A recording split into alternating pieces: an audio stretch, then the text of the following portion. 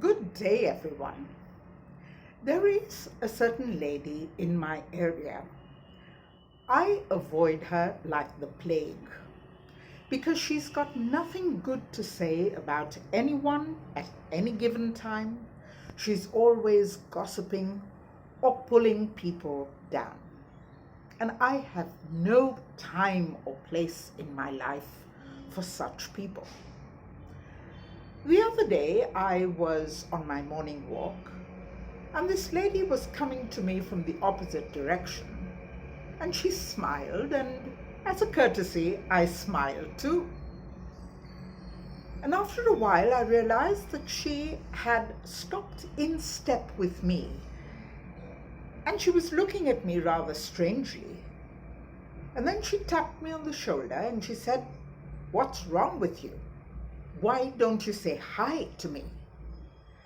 And I realized then that this was the same woman I would normally avoid. She had changed. She had on a different hairstyle. She was wearing a lot of makeup for a morning walk, mind you. And it was no wonder that I did not recognize her because she looked totally different. And when I exclaimed politely and said, "Well, I didn't recognize you," she took it as a compliment and told me, Christmas is coming and I've decided to reinvent myself this Christmas. Well, given the hairstyle and the makeup, the transformation may have been complete, but there was no real change because immediately she started talking about people in our area and running them down. Christmas is 3 weeks away, and all of us make resolutions to change. We all have things within us that we'd like to change, but we somehow never get around to it. My friend Chelam from Chennai, she sent me a forward which I would like to share with you. This Christmas, instead of a new dress, let's look at the change and the way we address people. Let us change and be more empathetic in the way we talk to people, in the way we deal with them. Instead of cleaning a house that is already clean, let's try scrubbing our dusty hearts. There are people we haven't looked up for a long time. Let's remedy that this Christmas.